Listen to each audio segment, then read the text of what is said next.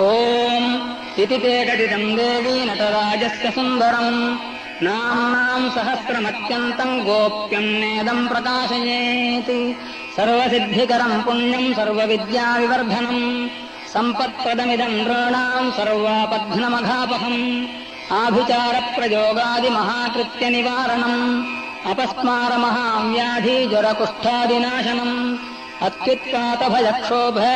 क्षुद्रशान्तिदकारणम् कूष्माण्डरुद्रवेताल शाकिन्यादिभयापहम् स्मरणादेव जन्तूनाम् ब्रह्महत्यादिनाशनम् अस्मात्परतरम् स्तोत्रम् नास्ति लोकत्रयम्बिके एतन्नाम सहस्रस्य पठनात् सकृदेव हि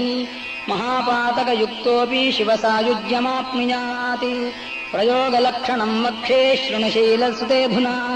पञ्चम्यामथमाष्टम्याम् दशम्याम् वा विशेषतः स्नात्वा शुभासने स्थित्वा